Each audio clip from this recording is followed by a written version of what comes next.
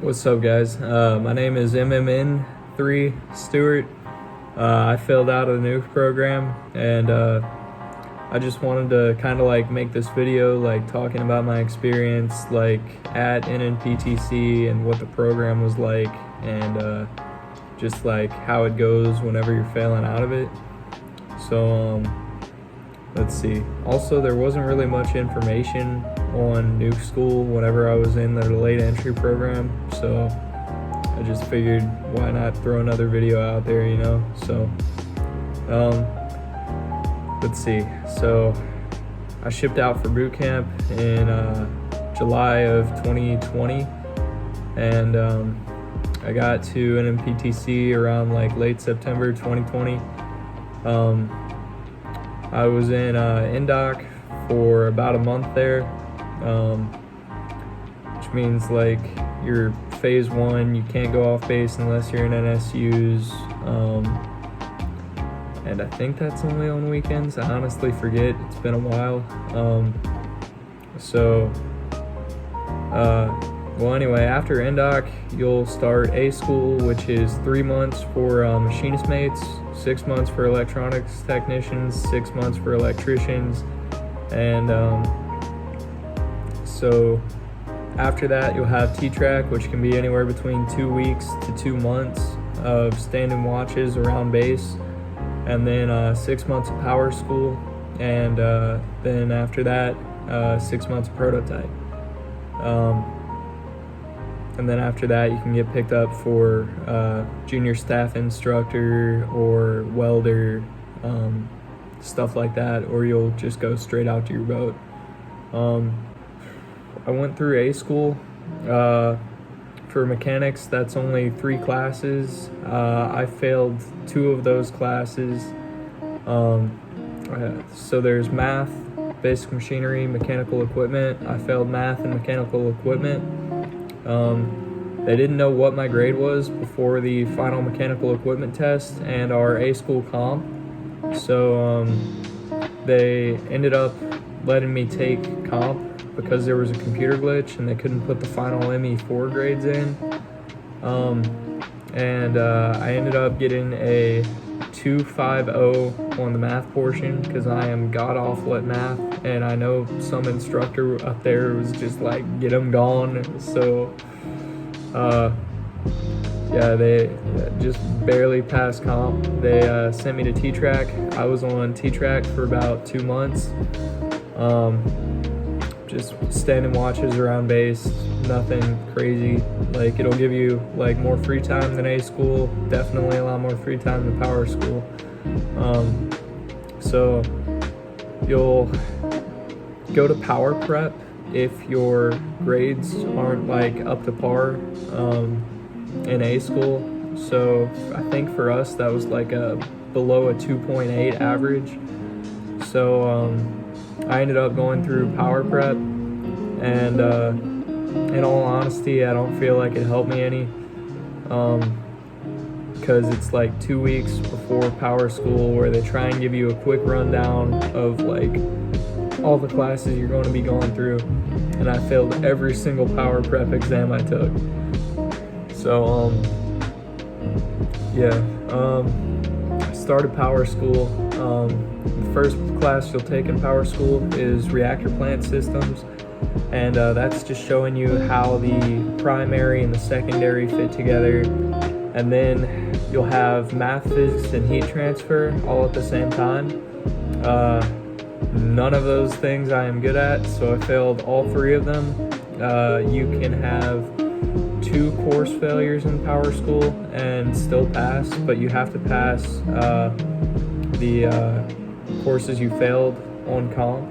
If you fail 1 class, you don't have to pass that on comp. But yeah, so I filled out at week 12 of power school after taking math, physics, and heat transfer.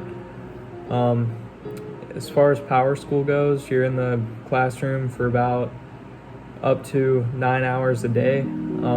Then you're required to come back for study hours if your grades aren't good enough to get vols, which means like you're just really freaking killing it and your grades are high enough to where you don't have to come in and study if you don't want to. But most people will end up on required hours, which can be anywhere from one extra hour a day for 10 hours for the week, 2 hours a day for 15 hours for the week, 3 hours a day for 20 hours for the week, and 4 hours a day for 25 extra hours for the week. My grades were really bad, and I was on 25 fours for I think all but like the first week of power school. So I was spending anywhere between 13 to 16 hours a day, sometimes more, in that building. And the material to me just isn't interesting. Like, it's just very dry. I don't understand math. I don't understand physics. I don't understand heat transfer. Like, it's like math, applied math, and math with heat and fluid to me. But anyway, so let's say you do end up failing 2 classes in power school. You still got like one more shot to try not to like fail that 3rd class. But let's say if you fail that 3rd class, you're either going to get rolled back or kicked out of the program, depending on how your grades are. For my personal SLPO's decision was anyone below a 2.0 on the 4.0 scale. That was like the point where it determined if you were going to be rolled back or continued through the program. My grades were really bad. I got below a 1 on I think 4 tests. My worst grade was a 0.4 on a 4.0 scale. But the reason that happened was I would go into the building really tired, probably from studying the night before, and then I would just fall asleep on my feet in the back of the classroom because they would have podiums there, and I would either fall forward onto the podium, fall back against the wall, like just falling asleep. So I would start like pacing, and like even then sometimes I would still just kind of like slow down, fall asleep, and yeah, it was just like a real battle for me trying to stay awake in class. So I would go through the class, not understand any of the material, just like falling asleep throughout the whole class, just trying to stay awake. And see, I would take naps during lunch if I wanted to. I really wasn't eating like I should. I was probably only eating like 1 to 2 meals a day, like more than likely 1. So then I would get out for the day from school. I would take about a 1 to 2 hour break to just like decompress or nap, or I don't know, do whatever I needed to do as far as like uniforms, like get that dry cleaned, just any sort of like personal life sort of stuff you needed to deal with, you know. So then I would go back into the Rickover for my 4 hours of study, and a lot of times I would get BEQs, which are assigned if like they're assigned if your grades aren't good. So they're problems that you have to do with with an instructor and get them signed off saying that you know how to do them. So the night duty instructor is there for about 3 hours after the school day, and you'll go by whichever office you need to. They'll try and explain the concept to you, and so the thing is, it gets really crowded in there sometimes, and a lot of the times like you'll be waiting for hours just to like get to like your problem. So then after spending about 3 hours in the night duty instructor, I would go back and have no idea how to do my homework. So I would spend just like hours in there just trying to like have friends explain it to me or stuff like that, just trying to like figure out ways to get the homework done. There were a couple times it didn't happen, and the instructors really don't like to put up with that. So get your homework done if you're going into the Nuke program. Be good at math if you're going to the Nuke program. Have a like decent understanding of science. The reason I joined the Nuke program is just because I heard $40,000 enlistment bonus. Hell yeah! Signed the contract and yeah, just went off to boot camp. So let's see.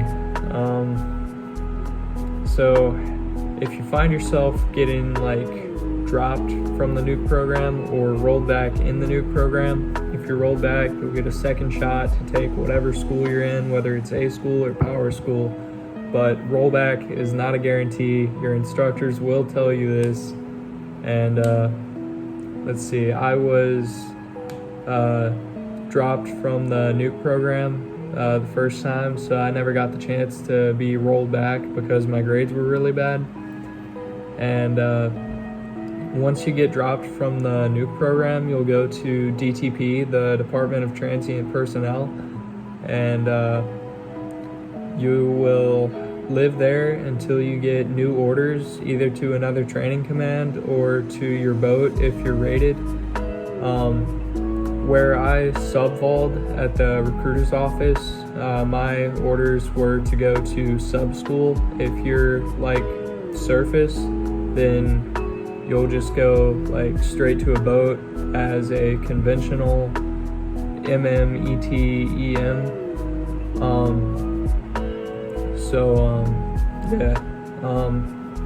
I spent 2 months at DTP. Honestly, that was like a vacation after the Nuke program. You just stand some watches every now and then. You'll have work assignments during the day. And most of the time you're done like by, I believe it was 14. Yeah, I think it was, you would be done by 14 and just have the rest of the day to do whatever. So after I got my orders, I got shipped off to sub school,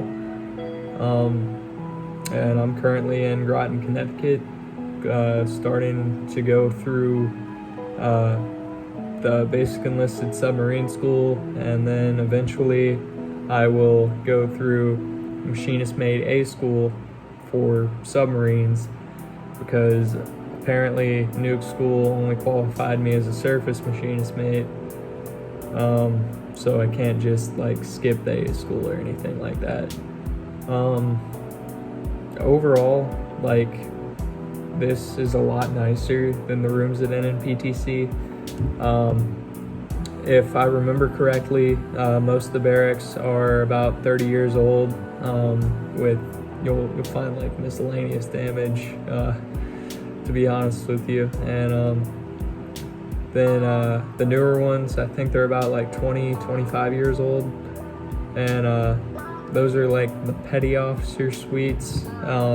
That's just where most people who make it through A school end up being housed. And if you're married, you don't have to worry about it because you'll get BAH and be able to live either like off base or in on base housing.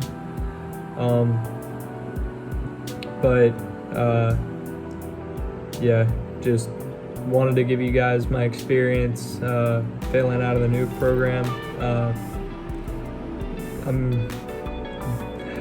The galley here compared to NNPTC is so much better. The barracks are so much nicer. But I don't know. I'm pretty happy to be out of the Nuke program. I mean, it sucks that I lost out on the $40,000, but like overall as an A-ganger, I'm still gonna get $10,000 whenever I complete the school. So I mean, that's better than nothing. But I don't know.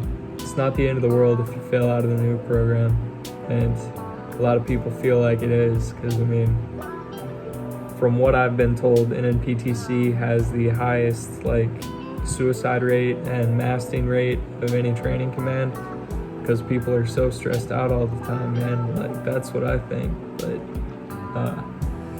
yeah, I don't know. I just wanted to make this video, throw my experience out there.